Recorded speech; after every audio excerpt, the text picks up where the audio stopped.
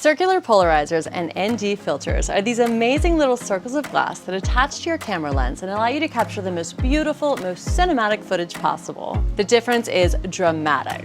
But understanding how and when to use them is tricky for some people, and for this reason, many new photographers and videographers just kind of skip using them, which is too bad. So in this video, I'll explain what each filter does and how and when to use it for video. And I'll explain this in my own little way of explaining things, which I'm becoming increasingly aware, based on your feedback, is kind of unique, especially in contrast to the more left-brain, science-oriented explanations. Hello my friends, if you're new to the channel then welcome. I'm Alicia and this is AMaeTV, where I help you level up your video production and vlogging skills. So subscribe and hit that notification bell to be notified of my new content about the best prosumer cameras to use, filming and editing techniques, and tools you can leverage to create better videos. And these filters are one thing you can definitely use to create better videos. Now, to understand the circular polarizing filter, you must first understand that light is bouncing all around us, and some of that bouncing light is reflected off of certain surfaces. So if you look around you, you can start to notice places where light is actually reflecting back at your eye. You'll notice this reflected light the most outside during the day. Many things in nature, such as leaves and other shiny foliage, rocks, especially wet rocks, and of course bodies of water are often highly reflective, depending on how they're hit by the light source, in this case, the sun. In fact, even the sky is a big reflection of light. The particles in the sky sort of bounce the light all around. Of course, you'll also see this reflected light on reflective surfaces, such as glass, the shiny paint on your car, the shiny paint on your fancy smoker grill, or even shellacked wood. And these are all things that may or may not appear in your photos or videos. Now, if you do this exercise and start to train your eye to see that reflected light all around you, then you'll be one step closer and really starting to understand when to use a polarizing filter. So, what a circular polarizing filter actually does is it blocks your camera lens from seeing some of this reflected light. And it does this with science. It's good to note this only works on non-metallic surfaces, so don't expect to see it on those. And just to clarify on these examples here, what I'm doing is twisting the CPL to essentially turn the polarizer effect on and off, so you can see the difference between glaring light and the moments where the light is blocked. This filter here is made by a great brand called Freewell. So this is premium glass, and it's got this clever magnetic attachment system, so you never have to actually spend time threading these on, which is how you would normally attach a filter. You can turn it easily this way to change the polarization effect, and this lovely tarp here just happened to be a great example of this in action. So as a videographer or photographer, here are a few reasons that you might want to block this reflected light from coming into your camera. The main one is that reflected light sort of muddles the clarity and detail in your images, so if you block out that light, you get better images. You see, lenses are just like your eyes, so look around again at that reflected light all around you and observe how it's actually reducing your ability to see things in great detail. But beyond all this, there are even more magical things that the CPL filter can do. It can increase depth and contrast in many landscapes, resulting in greener plants and even bluer skies. It's also got a way of making cloudy sunsets really pop because it darkens the sky without necessarily darkening the clouds. The circular polarizing filter also allows you or your camera to see more easily into water or through glass. So think about the times you shoot into what is supposed to be see-through glass, but then you just kind of see yourself awkwardly holding the camera. Or maybe you want to see into the ocean to spot dolphins or fish or mermaids. I don't have a demonstration clip of that, but you can imagine. These polarizing super abilities are ones that any human, photographer or not, would want to have at any time. And this is the reason polarized sunglasses are so popular with fishermen and boaters, because they allow you to see better into the water. And finally, here are just a few more notes that you should know about circular polarizing filters. So the fact that it's circular simply means that the filter can be rotated, like we talked about, to see more or less of a polarizing effect. Also, the polarization may not have a uniform effect across your entire frame, and this is because of the way light is scattered in the sky. You'll see this most on a wide-angle lens, so you might want to avoid using those with a circular polarizer. Also, the circular polarizer will bring your exposure down by about 1 or 2 stops, which is not great for low light, but it might actually be really helpful if you kind of did need an ND filter, but you didn't have one. This will help out with that a bit. Also, these filters, both CPLs and NDs, are very much appreciated in the action camera world and come in all shapes and sizes to fit everything from GoPros to drones.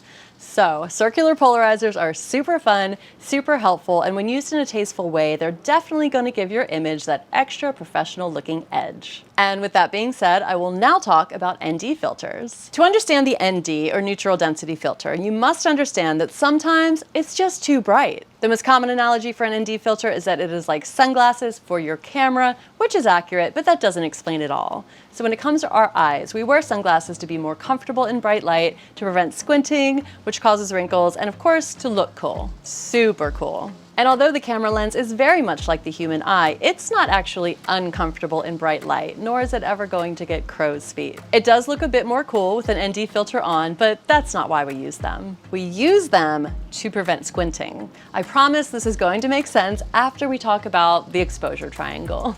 So these are the three things that affect exposure: the shutter speed, the aperture, and the ISO, or ISO. And then in video, there's this thing called the 180-degree rule, which says to set your shutter speed at double your frame rate in order to provide the correct amount of motion blur that we normally see with our eyes. So this makes your video look nice and smooth and natural and not jittery, or like jello-y if it's too low. And this is unlike photography, where a little bit of motion blur might be a creative addition that you could have or not have depending on what you do.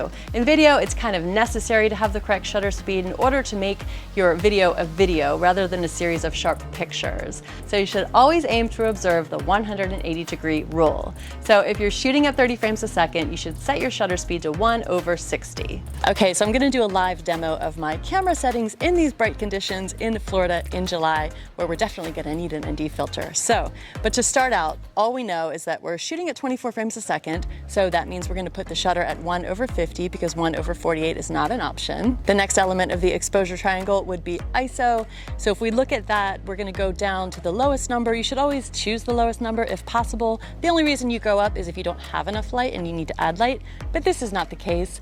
And in this situation, the fact that it can't go any lower than 100 is actually a limitation. And that is because the only element left in the exposure triangle is aperture.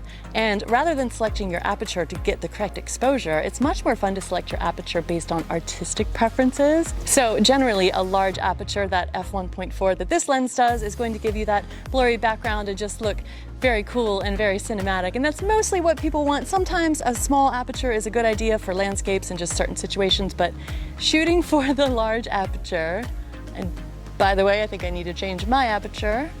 Conditions change so rapidly here too.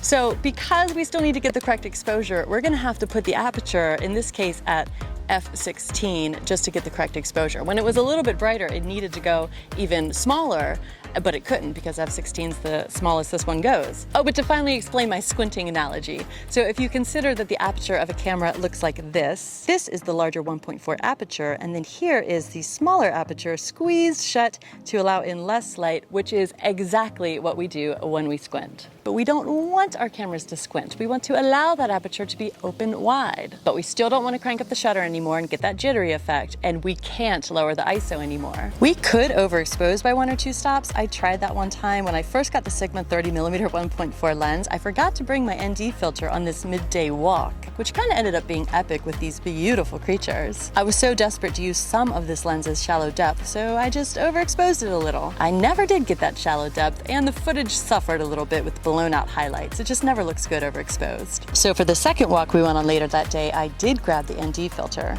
And that filter paired with the late afternoon lighting was ideal, and the footage looked amazing. Some of my favorite footage ever. And enter the ND filter, the sunglasses for our camera. I just put an ND variable, an ND fader on this one. I had it on before, but I just didn't have it applied. And then this is a fixed ND filter, and they are like sunglasses for your camera in that they darken everything up. So it's gonna make your camera reassess what settings are most appropriate for the new darker image.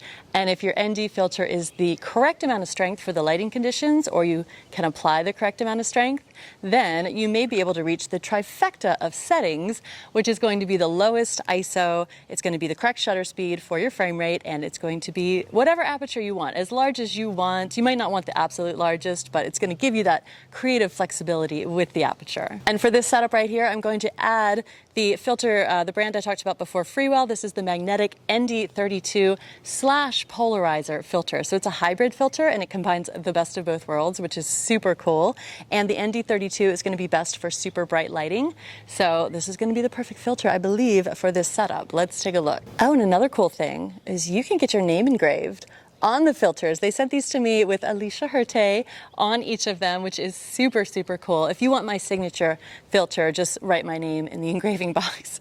Or you can write your own name in the engraving box. I think it's said on the website, if you buy 3 or more, you get free engraving. Okay, slightly different shot here, but I wanted to show you that with this filter applied, we can now keep the shutter at 1/50, the ISO at 100, and the aperture at 3.2, which is pretty low. I think we could even go a little bit lower. And that is how we will get that shallow depth.